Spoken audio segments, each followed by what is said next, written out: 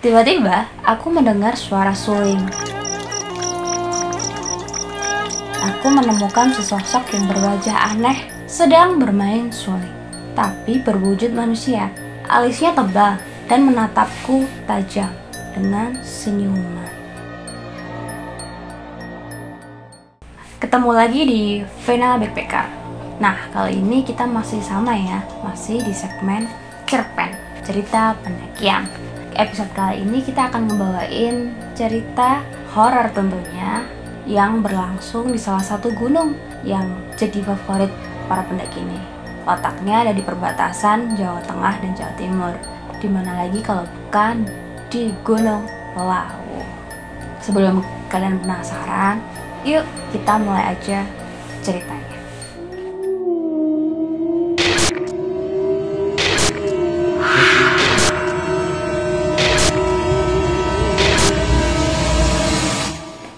Cerita ini dialami pada tahun 2017. Kami siswa kelas 2 SMA mendapat libur selama 2 minggu karena sekolah akan dipakai untuk ujian akhir kelas 3 SMA. Aku pun turut bahagia karena hal itu. Oh iya, aku juga merupakan anggota aktif pecinta alam di sekolahku. Aku memiliki 4 kawan yang selalu bersama ketika kami mengeksplorasi alam. Mari ku perkenalkan. Ada Arta, Reza, dan Arfa.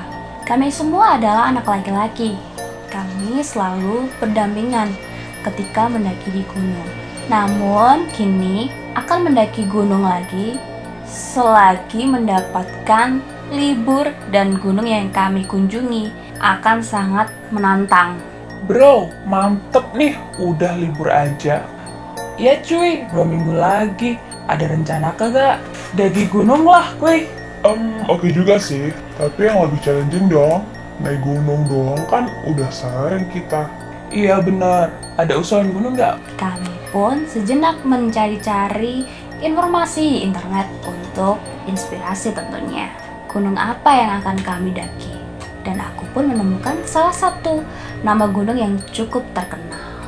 Bro, gimana kalau ke Gunung Lawu? Lawu, yang di daerah Ngawi sama Magetan itu bukan? Iya bener bro. Kayaknya oke sih, tapi spesialnya apa nih? Jadi gini, kita kan berlima ya. Nah, di gunung ini kita nggak boleh mendaki dengan jumlah ganjil. Challengingnya kita akan tetap mendaki gunung ini berlima sampai puncak. Ngeri juga sih, tapi kuy lah, sikat aja. Dan akhirnya, pada Maret 2017, kami telah berkemas-kemas untuk ke gunung dari Yogyakarta. Kami naik bis hingga daerah Karanganyar, lalu naik mobil hingga ke kawasan Gunung Lawu. Di sana kami yang sudah siap mendaki langsung dihadapkan dengan juru kunci. Ia mengingatkan bahwa jika kami berlima, maka akan ada sosok yang terus menghantui kami. Namun karena kami tetap keras kepala dengan tujuan kami, maka kami tetap mengelak dengan alasan kami tak ada uang untuk menyewa guide tambahan. Akhirnya, karena memaksa, kami dapat mendaki berlima. Gunung Lawu, here we go. Gue buktikan kalau mitos itu bullshit. Kami pun berjalan langkah demi langkah. Jalan terjal, berbatu, dingin, bahkan bertanah kami coba lewati. So far, semuanya masih aman. Kami masih sempat mengobrol sambil mendaki. Namun, hal-hal aneh udah mulai terasa. Aduh Arta, jangan nahan pundak gue dong. Hah? Pundak? Tangan gue dari tadi di sini aja, oi. Lah, kan lo yang jalan di belakang gue. Jangan iseng ah. Gak percaya lu sih. Serah dah. Melihat itu, aku masih menganggapnya sebagai keisengan dan tak berpikir aneh-aneh. Perjalanan pun kami lanjutkan. Aku tiba-tiba merasa haus. Lantas, aku pun hendak mengambil air minum yang kutaruh di kantung luar carrier. Namun, saat ku mau mengambilnya, air itu sudah habis. Duh, serem juga nih ya. Udah mulai serem nih bagiannya. Fa, kok ini minuman gue habis? Lo nggak minum kan? Lo dari tadi di belakang gue, Kak. Oh, enggak lah, Dit. Gue dari tadi jalan doang di belakang lo. Udah, daripada lo haus nih gue bawa air botol lebih. Ya udah deh, makasih ya. Aku sedikit menaruh rasa curiga, namun cuma aku abaikan. Kami pun menemukan hamparan yang cukup rata. Kami cukup kelelahan. Kami pun memasang tenda di sana. Aku setenda dengan Arfa, Raden setenda dengan Arta dan Resa. Setelah kami memasang tenda, kami beristirahat dan rebahan sejenak. Lalu memasang api unggun untuk mengobrol bersama. Akhirnya bisa singgah juga ya. Iya nih, gue juga lumayan pegel sih. Gunungnya sejauh ini menurut kalian gimana nih, bro? Lumayan bagus lah. By the way, mitos-mitos ganjil itu nggak muncul dari tadi. Belum asik nih. Hahaha. Iya nih, tunggu aja kali ya. Atau kita aja yang terlalu gagah. Jadi si doi kagak muncul-muncul. Dan mulai lapar nih. Ambilin snack-snack kita yang disimpan di tenda dong. Sip-sip, gue ambilin. Ntar ya.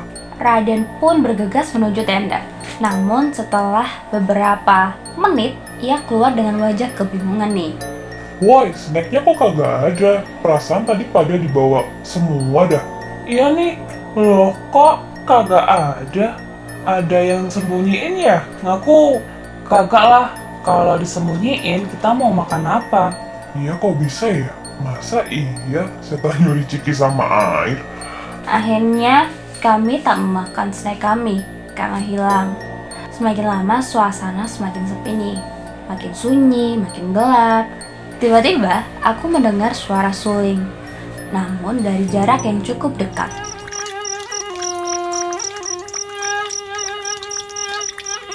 Woi, lu pada denger bunyi suling nggak? Iya, gue juga dengar. Iya nih, kayaknya bunyi-bunyinya deket ya. Bener, tapi kok malam-malam gini bunyi suling ya? Iya, bunyinya keras dari tenda gue sama Arfa sama Reza nih. Ya udah, gue penasaran bener. Gue cek ke tenda lu pada deh. Aku pun memasuki tenda. Namun, aku sangat terkejut. Aku menemukan sesosok yang berwajah aneh sedang bermain suling, tapi berwujud manusia. Alisnya tebal dan menatapku tajam dengan senyuman. "Siapa lo?" ucapku kaget dan ia hanya senyum. Lalu aku memanggil Arfa untuk melihatnya. Woi Fa, sini ada orang aneh di tenda. Iya, gue kesana. Dia lihat orang dari tadi main suling. Dia mau ngototin gue. Mana? Gue cuma lihat tas-tas kita, Dit. Seketika orang yang di dalam tenda dan sulingnya itu menghilang dan kami pun kembali ke api unggun tadi. Lu halu kali ah. Enggak ya Fa, tadi gue benar-benar lihat. Paling lo ngantuk, jadi lo banyak ngayal. Mending istirahat lah, bro. Ya udahlah kalau nggak percaya. Akhirnya kami semua tidur dan kembali ke tenda masing-masing nih. Aku berusaha tidur namun tetap gelisah karena sosok aneh tadi. Aku langsung berpikir pada mitos itu. Setelah gelisah, aku pun memejamkan mataku. Namun, tak terlalu lama pun aku terbangun dalam keadaan bingung. Spontan, aku langsung memanggil Arfa yang tidur di sebelahku. Namun, pas ku tengok, ia bukan Arfa. Mukanya berbeda, namun dengan kondisi tertidur. Aku pun cukup kaget dan sedikit ketakutan dan bingung. Sembari beranjak dari tenda, aku pun memanggil-manggil Arfa. Fa, woi Fa, lo di mana? Aku pun beranjak keluar tenda dan melihat Arfa sedang teriak kepada sesosok hal yang aku juga tak bisa tahu. Ia tetap berbicara ke sosok itu tanpa menghiraukanku. Berpikir ini semakin gawat. Aku pun memanggil Raden, Reza, dan Arta. Za dan Ta, bangun dulu. Gawat. Kenapa, Dit? Ada apa? Please, kali ini gue nggak halu. Ini benar. Pertama, di tenda gue ada orang asing. Dan kedua, di luar, si Arfa lagi ngomong sama yang tak kasat mata. Ya udah, ayo sama-sama kita cek. Keluar. Kami pun keluar, namun kami menemukan Arfa dalam kondisi pingsan, tak sadarkan diri.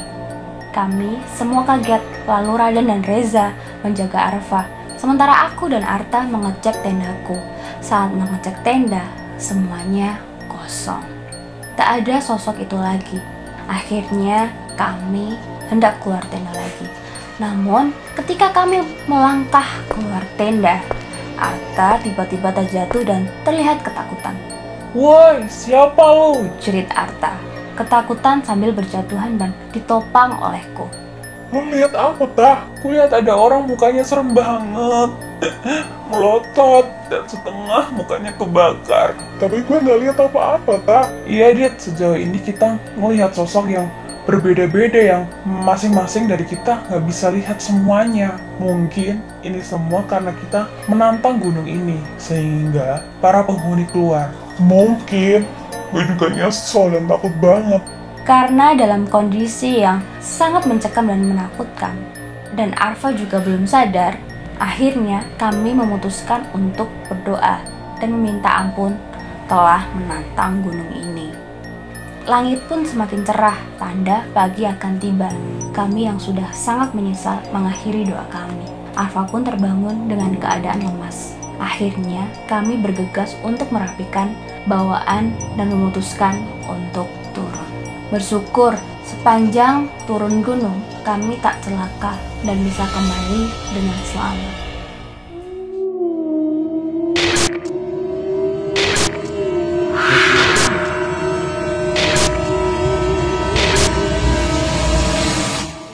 Itulah cerita dari salah satu pendaki bernama Adit yang kita ambil dari salah satu website di internet. Kira-kira hikmah apa nih yang bisa diambil dari cerita tadi? Sekian segmen cerpen kali ini. Kalau kalian punya cerita yang cukup horor, bikin merinding, bisa dikirimin ke Instagram kita dan jangan lupa follow ya. Sekian dulu segmen cerpen kali ini. Terima kasih banyak. Dadah!